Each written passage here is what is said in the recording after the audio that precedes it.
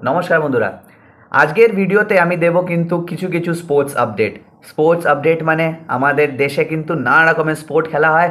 আর আজকের দিনে কিন্তু আমি দেব কিন্তু সিম্পলি স্পোর্টস আপডেট। আজকে কিন্তু আমি ভিডিও শেয়ার করব আইসিসি চ্যাম্পিয়ন্স ট্রফির ব্যাপারে, যে কি হচ্ছে, আদৌ কি চ্যাম্পিয়ন্স ট্রফি হবে, শিডিউল কবে বেরাবে, আদৌ বেরাবে কি না, তার নিয়ে খবর আছে বন্ধুরা। আজ কিন্তু ফাইনালাইজ হয়ে গেছে, তার নিয়ে খবর রয়েছে। আজ রয়েছে খবর আইএসএলকে নিয়ে। আর আইএসএল এর মধ্যে আজ ছিল কিন্তু match Mohun Bagan super giant versus Chennai NFC. কি হলো ম্যাচের মধ্যে, এই নিয়ে খবর হবে।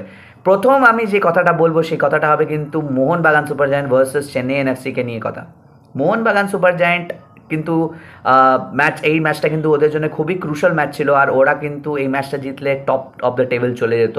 এর কিছু দিনের একদিনের জন্য কিন্তু মোহনবাগান সুপার জায়ান্ট কিন্তু 2 নম্বরে নেমে যায় যখন বেঙ্গালুরু এফসি ওই লাস্ট ম্যাচটা জিতে যায় বাই 2-0। আর তারপরে কিন্তু মোহনবাগানের লেগে থাকে কি আমরাও টপ অফ দ্য টেবিল যাবো। অবশ্য মোহনবাগান কিন্তু একটা ম্যাচ কম খেলেছে as compare to Bengaluru FC. আপনারা কিন্তু দেখতেই পাচ্ছেন স্ক্রিনের মধ্যে, আপনার সঙ্গে পয়েন্টস টেবিলটাকে আমি শেয়ার করছি।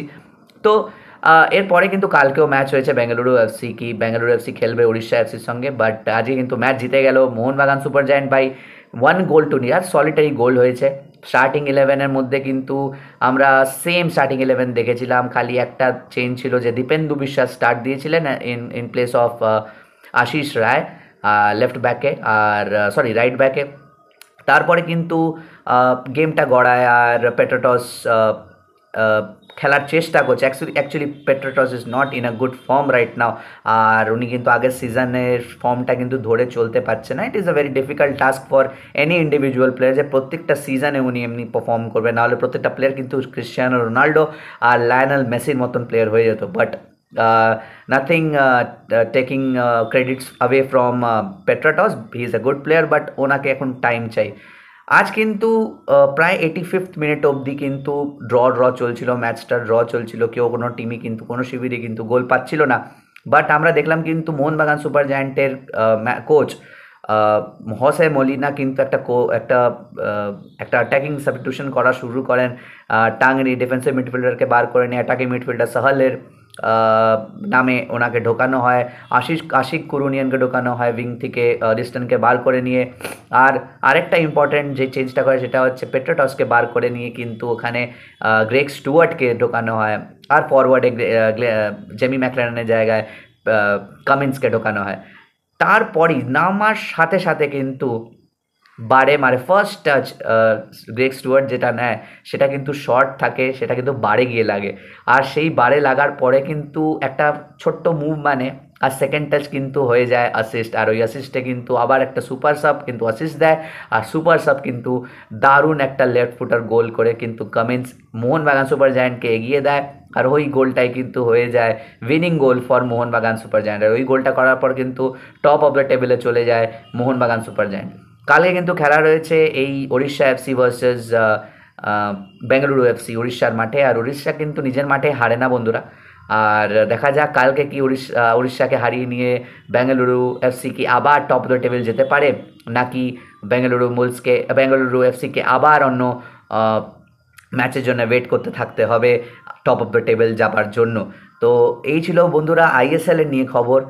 সেকেন্ড খবরটা যেটা দেবো আমি সেটা হবে কিন্তু আইসিসি চ্যাম্পিয়ন্স ট্রফিকে নিয়ে। আইসিসি চ্যাম্পিয়ন্স ট্রফির মধ্যে কিন্তু নানা রকমের খবর চলছিল। হাইব্রিড মডেলকে নিয়ে চলছিল। ইন্ডিয়া বলেছিল that we will not travel to Pakistan, কেন কি হোস্টিং রাইট পাকিস্তানের কাছে আছে 2025-এ চ্যাম্পিয়ন্স ট্রফির ব্যাপারে। তো এবার হোস্টিং রাইট যখন পাকিস্তানের কাছে আছে তো অবশ্যই ইন্ডিয়া যাবে না।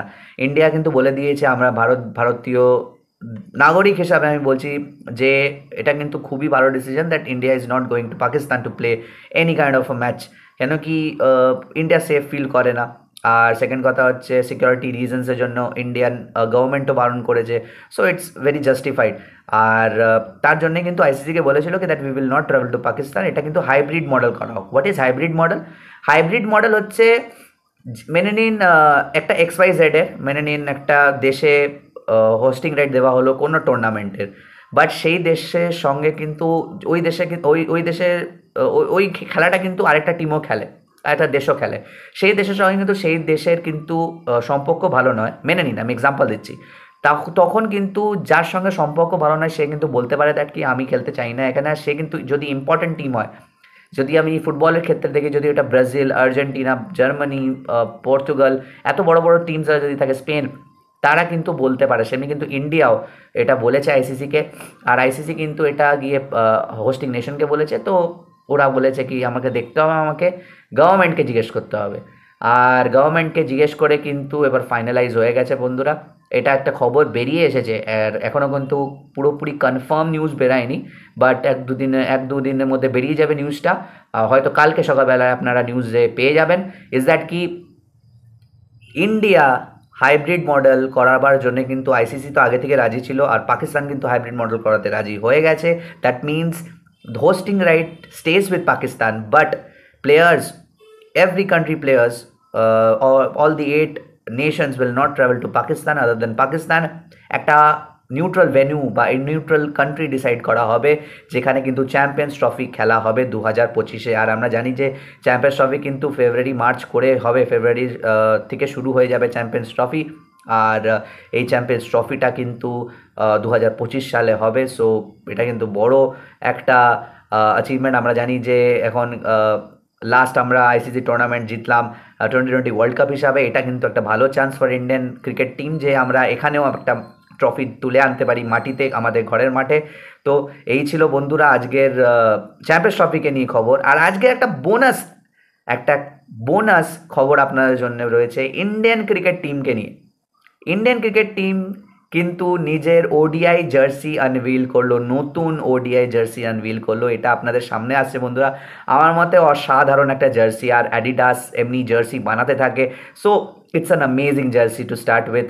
এই জার্সিটা পরে কিন্তু প্রথম মহিলা জাতীয় দলরা খেলবে against West Indies in their home turf. আমাদের দেশে খেলা হবে এটা। আর এই খেলাটা কিন্তু স্পোর্টস 18 আর জিও সিনেমাতে দেখাবে, আপনারা দেখতে পারেন। 3টে টি20, 3টে ওয়ানডে খেলা হবে।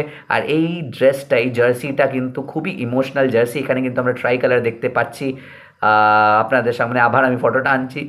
এই জার্সিটার সামনে কিন্তু আমরা ট্রাই কালার দেখতে পাচ্ছি। আর ট্রাই কালারটা কিন্তু আমাদের মানে আমাদের জন্য, আমাদের গর্বের জন্য কতটা ইম্পর্ট্যান্ট আমরা জানি সেটা। আর অ্যাডিডাস অ্যাজ ইউজুয়াল দারুণ জার্সি বানায়। Adidas, Nike, they are the top level brands. And আমার পার্সোনালি অ্যাডিডাস আর নাইকি জার্সিজ ভালো লাগে। আর ইন্ডিয়া জার্সি আনভিল হয়েছে বন্ধুরা। আপনাদের কেমন লাগলো কমেন্ট সেকশনে জানাবেন। কি আপনাদের আরও কোনো কি ভালো হতে পারতো এই জার্সিকে নিয়ে, কমেন্ট সেকশনে জানাবেন বন্ধুরা। আজকের ভিডিওটা এই পর্যন্তই। যদি এই ভিডিওটা ভালো লেগে থাকে তো লাইক করবেন, শেয়ার করবেন, আর সাবস্ক্রাইব করতে ভুলবেন না বন্ধুরা। আজকের ভিডিওটা এই পর্যন্তই। দেখা হচ্ছে আবার অন্য কোনো ভিডিওতে। ততক্ষণের জন্য ভালো থাকবেন, সুস্থ থাকবেন। নমস্কার।